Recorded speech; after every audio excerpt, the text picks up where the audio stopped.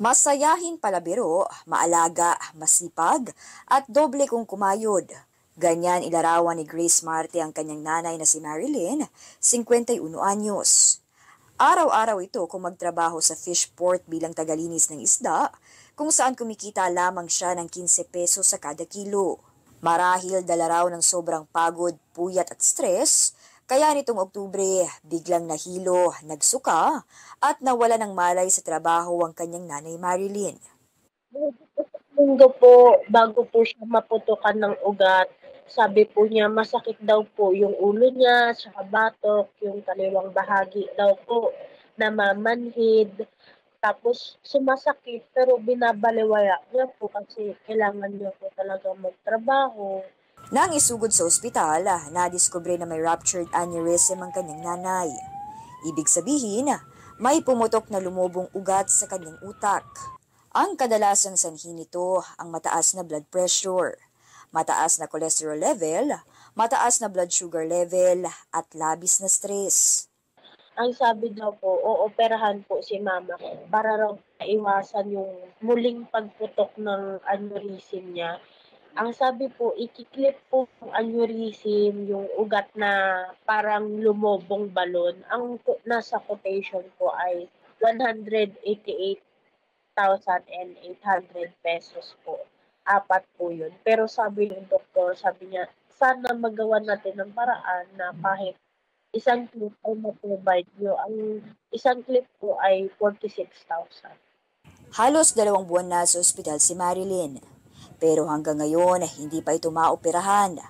Wala kasi talaga silang mapagkukunan ng pambayad. Wala po kaming kamag-anak na tumutulong. Ngayon po nakakadurog po talaga ng puso at sobrang hirap po kasi mag-isa nga po ako. Wala po akong magawa para kay mama. Hindi ko po alam kung saan ako kukuha kasi at the same time walang ibang nagbabantay sa mama ko. Ako lang po yung nagbabantay. Ngayon talaga simula nung na-hospital siya. Kahit papaano, may mga kaibigan na kakilala na nagbibigay ng kaunting tulong kay Grace. Pero hindi pa rin ito nagiging sapat para maoperahan ang kanyang ina. Nananawagan po ako sa inyo na sana hapusin po ang puso ni Lord na maambunan niyo po kami ng kaunting tulong. Kahit po kaunti, kahit magkano at kahit anong tulong po ay tinatanggap namin. Sana maoperahan po si Mama. Ako po si Mobile Journal Pascual na nagpapaalala na ang bawat may karamdaman ay kailangan din ng kalinga. We are going to continue to perform our mission. We will never be part of an escalation in the situation in the West Philippine Sea. If we look at the evolution of the situation in the West Philippine Sea, the Philippines has never been an agent of escalation of tensions. Ito ang pahayag ni Pangulong Bongbong Marcos kasunod ng panibagong pag-water cannon ng China Coast Guard sa BRP Datu Pagbuaya ng Bureau of Fisheries and Aquatic Resources. Nangyari yan sa Bajo de Masinloc, bahagi ng Exclusive Economic Zone o EEZ ng bansa.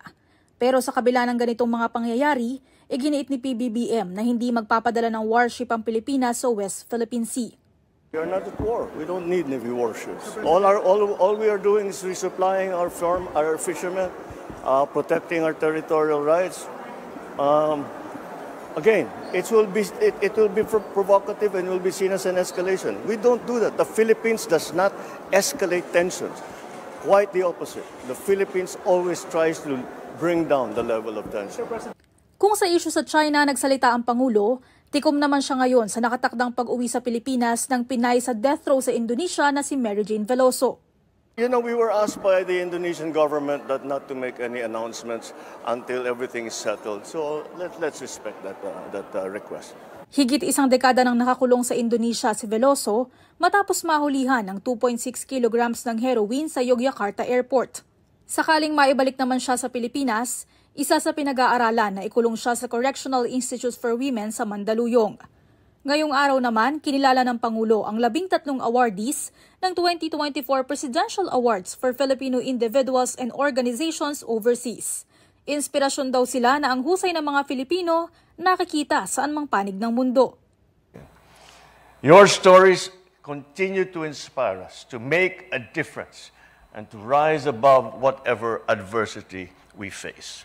Salamat po sa ipamalas ninyong kabayanihan at kakayahan na nagbigay karangalan sa ating bansa, sa ating mga kababayan at sa Republika ng Pilipinas. Mobile Journal Julie Baiza po, hatid ang mukha ng balita. Ang Divisoria kilala bilang takbuhan ng mga taong gusto makatipid at mamili ng mura. Pero sa panahon ng one-click online shopping, tatangkilikin pa nga ba ito? Mula sa damit pamorma, pati pantulog, hanggang sa mga viral na laruan.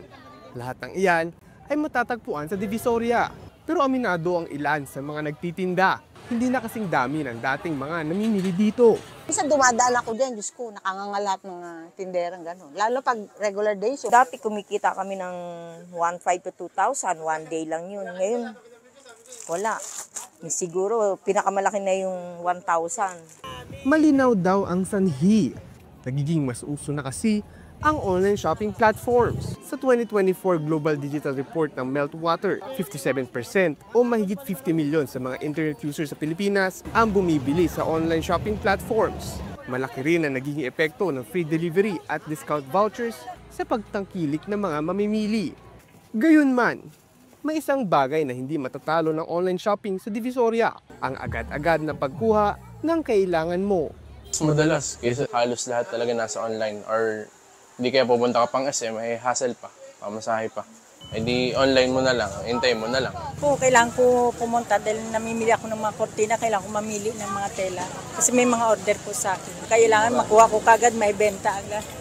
Sa kabila ng pagkauso ng online shopping, nandyan pa rin naman ang Divisoria para sa mga namimili na gusto makita, makawakan at agad makuha ang kanilang binili. Higit sa isang shopping destination ang Divisoria at nananatiling bahagi ng tradisyon at kultura ng pamimili ng mga Pilipino.